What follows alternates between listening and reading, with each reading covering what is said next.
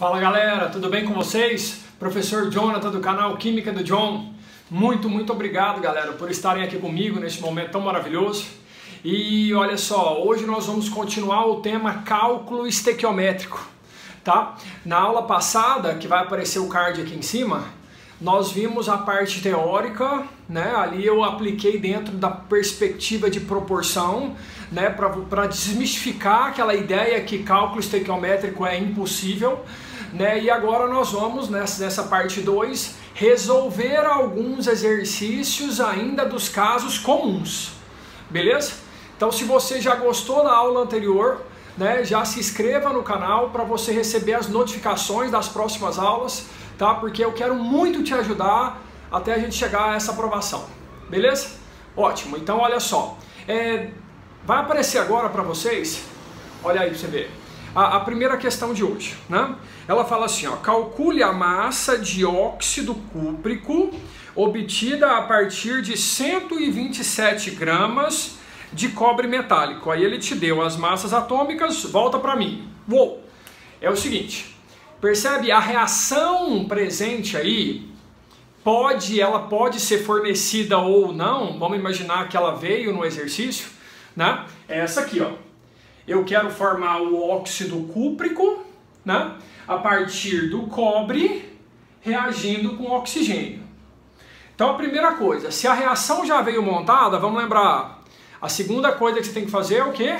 O balanceamento, né? O balanceamento aqui é coisa bem simples. Por quê? Porque olha só, se você quiser trabalhar com números inteiros, concorda que se você colocar um 2 aqui, ó, né, acompanhando o cobre, você vai colocar um 2 aqui também, ó, não é isso? E terminando o balanceamento, ó, você vai fixar um 1 aqui. Então o que nós temos em mol? Nós temos a proporção de 2 do cobre, que foi um dos componentes envolvidos no texto, com 2 do produto. Então se eu partir de 2 cobres com quantidade suficiente de oxigênio, eu vou formar o quê? 2 mols do produto. Percebeu que essa proporção está em mol. Essa proporção 2 para 2, gente, você concorda que ela pode ser simplificada, né? A gente pode usar aqui, ó, a proporção mínima, né? De 1 para 1, pode? Beleza? Tá, só que o exercício, gente, ele pediu a relação em massa. Ele te deu a massa de um, não foi isso? Ele te forneceu a massa de um e pediu a massa do outro. Então, olha o que você vai ter que fazer. Você lembra que na primeira linha da regra de 3, o que você faz? Os dados da proporção. A proporção não é de 1 para 1? Pois é, em massa você vai ter que usar as massas molares, né? As massas contidas na tabela periódica que vieram no texto, né? Só que em gramas. Então olha só, o cobre, gente, a massa molar dele é 63,5 gramas. Beleza? Agora o CuO, você vai ter que fazer o quê? Você vai ter que somar o 63,5 com o 16. Quanto que dá isso? 63,5 com 16 vai dar 79,5 gramas. Você percebeu que agora a relação minha ela está toda em massa, como o exercício pediu. Agora, o que ele falou? Qual foi o dado fornecido pelo texto? Não foi assim, ó? Se eu usar 117, não é isso? 127, né? Olha lá, ó. Se eu partir de 127 gramas aqui, quanto que eu vou formar de CuO? Terminou, gente. Terminou a questão. Né? O X aqui, ó, ele vai dar o quê? Se você dobrou esse número, aqui também você vai dobrar, né? Se fosse 80, você concorda comigo que se fosse 80, você teria 160, né? Como é 79,5, vai dar 159 gramas. Essa é a massa de produto formada. Entendeu a ideia? Olha que tranquilo. Ótimo, né? Vamos para a próxima. A segunda questão, olha só, a imagem está aí, ó. Ele pede, calcule o volume de gás carbônico obtido nas condições normais de temperatura e pressão, que é a CNTP, por calcinação de 200 gramas de carbonato de cálcio. Volta para cá. A reação que ele fala nesse texto é a decomposição do carbonato de cálcio, tá? Que eles chamam aí de calcinação.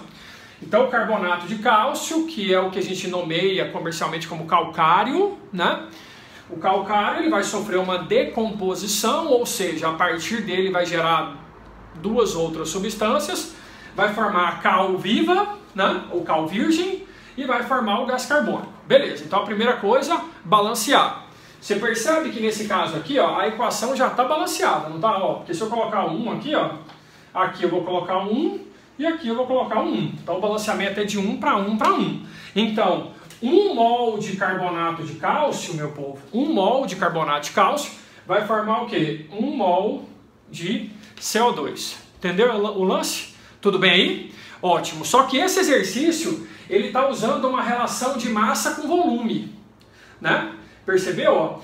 1 mol de carbonato de cálcio, se você usar as massas atômicas, as massas molares em gramas, o cálcio é 40, o carbono é 12 e o oxigênio vai ser 16 vezes 3. Se você fizer esse somatório, vai dar 100 gramas. O que é esse 100 gramas? É a massa equivalente a 1 mol. Ó, 100 gramas. Agora, um outro detalhe muito importante para esse exercício é, como o CO2 é um gás, ó, o CO2 é um gás, e ele usou aí o termo condições normais de temperatura e pressão. Nessas condições, 1 mol de gás equivale a aproximadamente 22,4 litros. Então esse é um valor que a gente costuma utilizá-lo muito em prova, tá? Geralmente ele é fornecido na questão. E aí agora, qual foi o pedido, qual foi o dado fornecido por ele? Não foi partindo de 200 gramas de carbonato de cálcio? Percebeu que eu usei massa de um lado e usei volume do outro, não tem problema, tá? Você viu que a massa vai cortar com a massa?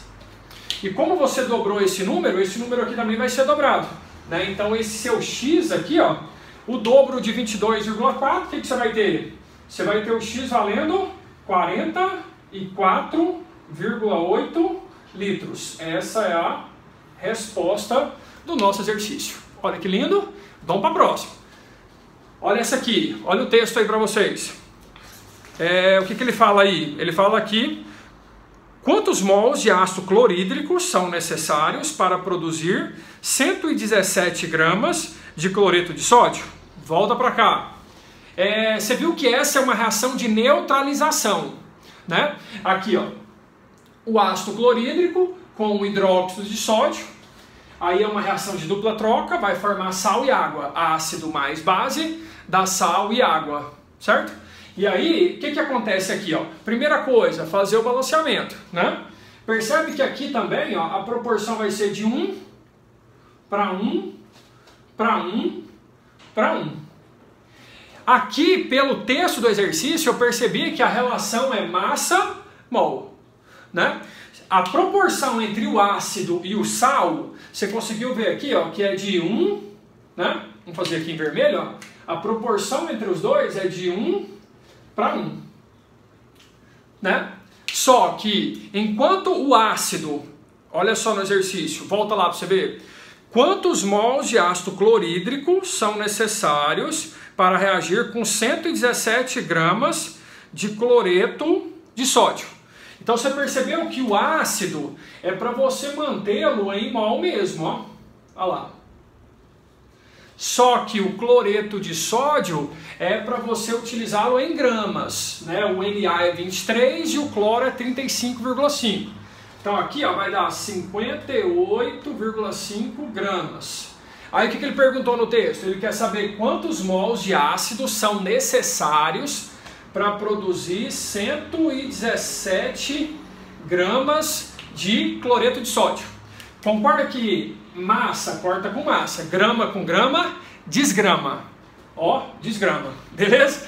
E aí, olha aqui, a resposta vai ser dada em mol, né? Se eu dobrei aqui, aqui também vai dobrar. Então o X aqui, ó, vai dar o quê?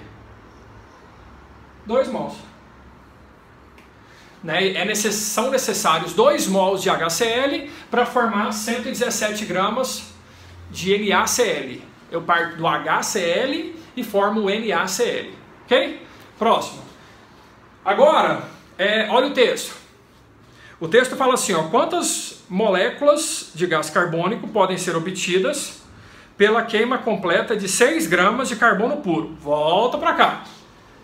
Olha só, a reação é para formar gás carbônico. Então, o carbono vai reagir com o oxigênio para formar gás carbônico. Aqui a proporção é de 1 para 1 para 1. Então, se eu partir de 1 mol de carbono, eu vou formar 1 mol de CO2, certo? Só que aqui agora o lance é o seguinte, ó. Percebe que a relação é entre massa e número de partículas. Volta lá no exercício, ó. Quantas moléculas de gás carbônico podem ser obtidos pela queima completa de uma certa massa aí, né, de 6 gramas de carbono? Entendeu? Então, ó, a relação é massa, número de moléculas. Então, 1 mol de carbono, nós temos aí o quê? 12 gramas. Ok? Ótimo. Agora, o gás carbônico, gente, ao invés de você escrever 1 mol aqui, né, ele não quer a resposta em mol. Você deve lembrar que 1 mol equivale ao número de Avogadro, que é aproximadamente 6 vezes 10 a 23 moléculas. Entendeu? Aí o que o exercício pediu? Ele falou assim, ó, se eu partir de 6 gramas, eu vou formar quantas moléculas de CO2? Percebe que grama com grama vai cortar, né? Se você reduziu aqui a metade, aqui também seria a metade, então o X vai dar 3 vezes 10 a 23 moléculas de CO2. Gente, dica, sempre mantenha as unidades, monte uma regra de 3 usando unidades.